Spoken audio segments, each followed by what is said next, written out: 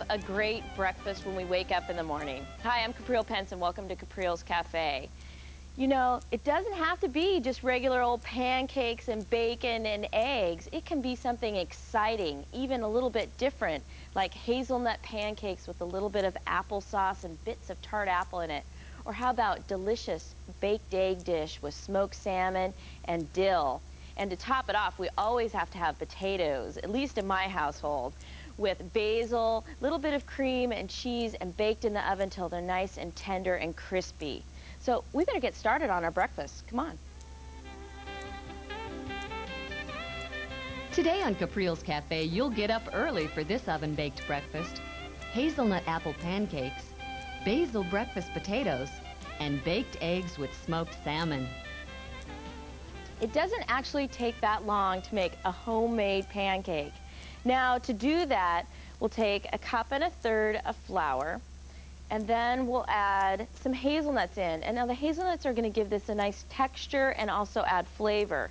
Now here is the whole hazelnut before it's been toasted and before I've taken the hull off. If you want to toast these, you can toast them ahead of time and have them ready to go anytime you're ready to cook with hazelnuts. You just bake them on a sheet pan until they're golden brown and the hull starts to flake off. Let them cool, and then you just rub it to take the hull off. And then you just grind these up into a nice meal. And you know, you can leave a few pieces larger than other pieces if you like, but I keep them a nice fine texture because it's a little bit easier to keep the pancake whole and keep its shape.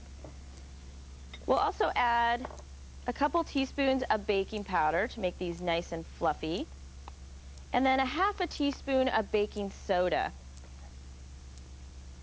That's about 1/2 teaspoon. And we'll also add some applesauce, and this is to give this a little bit of sweetness, and it also help in the texture too. It'll give it a really nice texture. These pancakes are really great because they're a little bit lighter. They're not that heavy type of pancake. They're a little bit more crepe-like, actually. We'll add an egg. And then I use buttermilk. You can use milk, or you can use a combination of milk and yogurt if you like. And that's fine. If you don't have buttermilk in your house and it's 8 o'clock in the morning, go ahead and use just regular milk. A little bit of vanilla. Now when you make pancakes, it's very important not to overwork them because they will get tough. So you just want to stir these until they come together. The only thing you need to make sure that you do is get that egg broken apart and stirred in there real well. And then just make sure that there's no really large lumps of flour. And I think we just about have it stirred. Now you could add different nuts into this, and you could also add like pears, pieces of different types of fruit if you want, blueberries. Now we'll add 1 Granny Smith apple that's been diced, and if you want to do that ahead of time, you can put it in a little bit of lemon water.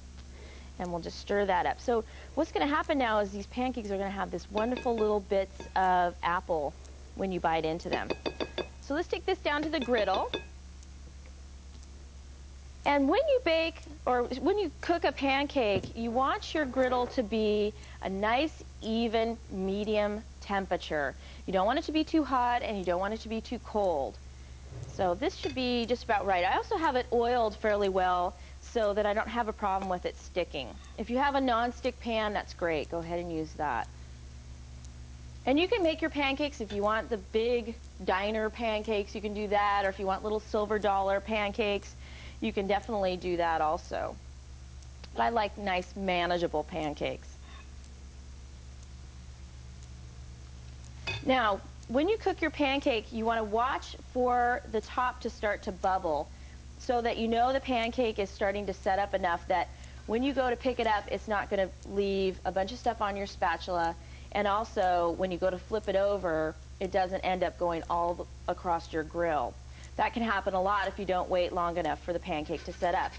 And I also make sure that I go around the pancake with my spatula, especially if it's not a non-stick surface, so that I know that it's loose. See, this pancake's moving around really nicely, so I know that it's nice and loose, and that when I go to flip it over, it'll go over. And let's do this one too here. See, that I've oiled this grill enough that get this guy up here, that my pancakes will come up real easily. If I wouldn't have oiled this nicely, then I would have had a really hard time getting my pancakes up. Let's flip this guy over. And this last one. See, now I have a nice golden brown pancake. It's not a black pancake, which happens a lot when you don't have your pan up way too high, and then it's mush inside. So let's take these off. They cook so quickly because they're more like a crepe than a pancake, and so you really don't have to spend a whole lot of time cooking these also. And I like to serve these since they have the little bits of apple and all of that applesauce and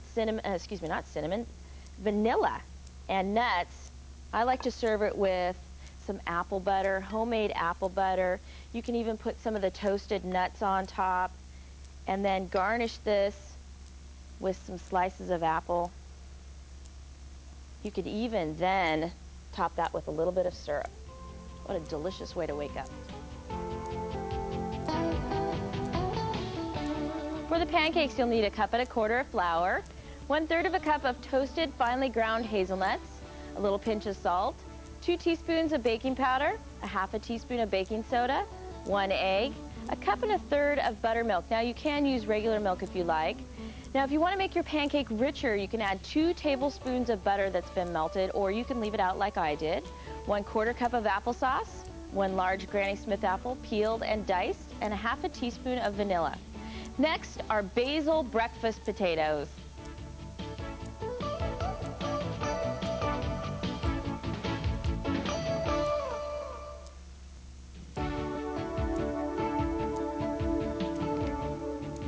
This potato dish is a really nice thing to make for a group of people, because if you're having people over for breakfast, that means you have to get an early start, and I'm not one for early starts. So I like something that's easy to put together and that I don't have to do a lot of prep work for. This you can actually do the night before, bake it off halfway, and then put it in the oven the next morning and finish baking it off, so you don't have to get up early. Or you can take a little longer in the shower if you like. So the first thing that we need to do is we'll saute some onions and garlic and shallots, and then we'll also deglaze this, or put a little bit of sherry in to take all the flavors away from the pan, and then we'll reduce it a little bit to concentrate the flavor of the sherry, which will give it a really great nuttiness. So we just want hot oil. It doesn't have to be smoking hot because we don't want to burn the garlic and the shallots. So we put 1 onion in, a couple of shallots chopped, and some garlic. And even though this is baking, I like to saute this off a little bit so that I get rid of the really strong flavors. And so you just need to saute this a little bit so you can smell the aroma, and then you can add the sherry into it. This will make your house smell so wonderful first thing in the morning if you decide to make it in the morning. So I can smell the garlic and the shallots, so I'll add some sherry to this. And then I'll let the sherry reduce by half. And I'm going to actually turn the heat up on this because it can reduce as fast as you like it. The only thing is that you can't walk away and start doing something else and then have the sherry burn up in here. So you do need to keep half an eye on this, and you could be slicing your potatoes while you're letting this reduce. And actually, that's going to reduce pretty quickly. I'm going to turn it down low while we talk about the container. Now, you can bake this in just about any type of baking dish that you like, and you can just adjust it for how many people you'll be baking it for. In our house, a potato dish doesn't go very long. We always make a lot of potatoes because everybody loves potatoes. And I've sliced my potatoes ahead of time, and I left them soaking in the water up until this point so that I could slice them ahead of time. So if you want to slice these even the night before, put them in a bowl or some type of container and cover them with water, and they're ready to go in the morning. And you just want a nice thin slice, not so thin that you can see through it. You want to know there's potatoes in this dish. So let's turn off our sherry mixture. And the next thing we need to do before we start putting this together is to chop some basil. And when I do basil, what I do is I just take my leaves, and I've just gathered a whole bunch of leaves here, and I roll them up. And then I always have to make sure and even everything out. This can still go in the dish. And then you just julienne. And you have a really nice julienne of basil, and you don't have to spend 20 minutes doing this chopping thing or get out a chopper or something like that. It's very quick and easy, and you don't have anything to clean up except your knife. So now we have everything ready to go, which is what makes it easy to put together. You need your mise en place. Everything's in its place, everything's ready to go. So let's just spray our pan with a little bit of vegetable spray to make it a little easier to get out. And the first thing you'll do is to take and make a layer of potatoes. And it doesn't have to be perfectly pristine, laid out in rows. You just want to cover the bottom of the dish. So you don't have to worry about it being absolutely perfect. Just make sure that there's no white showing through. And you don't want it to be too thick, because you pretty much want to overlap these but not stack it a bunch on top of each other, so that it cooks nice and evenly and it doesn't take hours and hours to bake. So we've got our first layer on, and what I do is I take about a third of this sherry and onion mixture and just sprinkle it on. And make sure that you get a little bit of the sherry reduction in here too, so that you get some of that wonderful flavor on the first layer of potatoes. And I have a cup of cream, and I'll drizzle about a third of that over it also. And then a little bit of the basil and some Parmesan. So that's very simple to do. And then you just do another layer the same way. It doesn't have to be perfect. It's nice if you use a different potato. One of my favorite potatoes to use for this is a Yukon Gold, because Yukon Golds have a really nice buttery, creamy texture. But you could use a russet or a baking potato if you can't find something like that.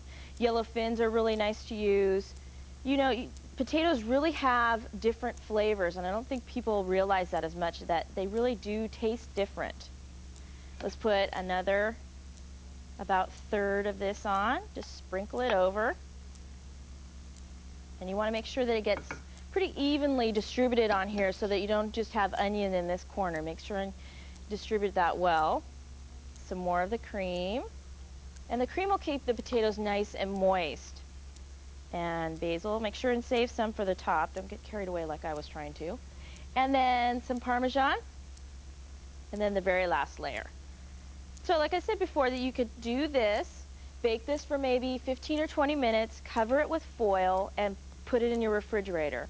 The next morning when you get up to do your breakfast, pull your container out and let it warm up a bit, because you wouldn't want to put your baking dish right into a hot oven. You'll crack it, or what's called thermal shock. So you want to let this warm up to room temperature, and then you could put it in the oven, or you can heat the oven up along with your baking dish. Just don't put it cold right into a hot oven. So we've got our last layer, and we just finished with the last of the onions. Now, if you don't want to use basil, you could use thyme or oregano. You can use a combination of fresh herbs. You could use dried herbs if you don't have that. You could also do different cheeses, like a aged goat cheese would be really great on top of this. You could do cheddar. You could do a combination of cheddar and goat cheese. Now let's put this into an oven, and it'll bake for about 40 minutes, or until the potatoes are nice and tender where you stick them with a fork or a knife. And then what you get is this really tasty potato dish, which actually would be even good on a Sunday night. How about that? It smells so delicious.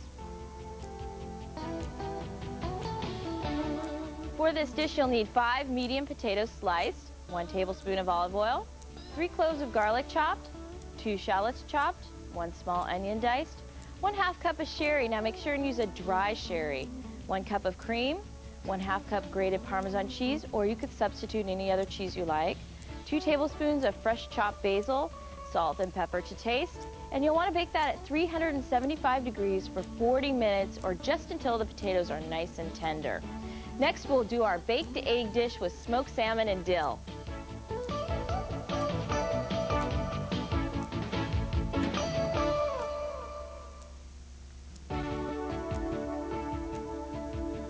Now we return to Caprial's Cafe. Now I think this egg dish actually has a little bit more leeway as far as timing is concerned.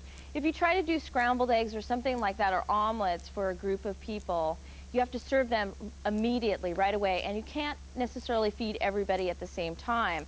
But with this baked egg dish, you can serve everybody at the same time, nice hot eggs, which is sort of hard to do when you do a breakfast or a brunch. The first thing that we'll do is we'll saute some garlic and shallots in a little bit of olive oil. And we're just going to do that like we always do so that we can get rid of some of the strong flavors and mellow out the garlic a little bit. But be careful when you saute garlic and shallots, especially when it's chopped nice and fine, that you don't burn it. We actually can turn this heat up just a little bit. And you just want to saute that lightly until you can start to smell the aroma of the garlic and shallot. And once you can just turn off the heat and let it finish cooking for a few minutes in the pan. And I'll just pull it off to the side so that it doesn't continue to cook too much on the element and then turn into burnt little pieces of garlic and shallot. Now we'll take our eggs. I'll have 9 eggs all together. And we'll just lightly whisk those up. Now you can do this actually in any type of container that you like. A glass container will work, a really nice baking dish. Something that's nice to put on the table is usually a better idea, something that's a little bit nicer for presentation. We're going to cook this one in a fluted pie pan, which looks really lovely when you put it on the table with the eggs and the cheese and the basil. Excuse me, not basil, we're using dill. So we've got all of our eggs, and we're just going to whisk this up enough to break the yolks and the whites up a little bit, just to make it easier when we add all of the ingredients together. You just want to actually use real short strokes for this. Now we have our eggs ready. We'll add some fresh dill and thyme into our shallot and garlic mixture. And just give that a stir. And then this goes into a bowl. And once you throw those herbs into the hot pan, it smells so great. It just pops up in your face. And then we'll add 5 ounces of hot smoked salmon, which means it's more cooked than a lock-style salmon. And I don't add, actually, I add very little salt to this dish because the salmon can be pretty salty. Also, be careful of the feather bones, or little tiny bones that are in the salmon. And you want to, as you break this apart, keep an eye out for any of those bones. And just break it apart with your fingers. And that way you can pull off, sometimes around the edges, it can get a little bit dry. And so if you get any spot that's a little bit dry, make sure and pull that out. And you just want to break that apart, keeping an eye out for the bones. Oh, I think I did. One more in there, because you don't want your guests to get a bone when they're eating their eggs. There's quite a few here. There's a couple more. Now we'll add our eggs right into the mixture, and we'll just give that just a light whisk. Pretty much no matter what you do, most everything will float to the top. It just happens that way. You can't get it too evenly distributed, but it still will be very, very delicious. So then we want to just oil our pan, whatever type of pan you're cooking this in. You just want to lightly oil it with a little bit of vegetable spray. That'll make it easier. You're not going to flip this out.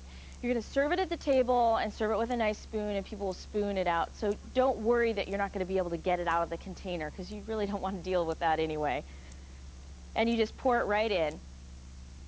Now we're going to take this to the oven. I'll bake this at 350 degrees, and what I want to do is bake it for about 15 minutes. And then, let's pull this out here. After I've baked it for 15 minutes, I'll put some Gouda on top. Now, this is the Gouda that's been shredded already, and that'll go on top, and I put it on top of this after it's baked for a few minutes so that it doesn't sink to the bottom. It stays on the top. If I was to put it on right now, it would just sink into the middle of this. And I want the cheese to sit on the top of the egg dish. Just a little bit more. And now I'll continue to bake that for about another 15 minutes, or until the eggs have set up. Ooh, look at this. And the eggs actually kind of puff up like a souffle. And look at that, the cheese is all nice and melted. We pull out some fresh dill or fresh thyme, whatever you happen to have around the house. Garnish it with a bit of sour cream, and you can serve some on the side for your guests, and you have a delicious baked egg dish.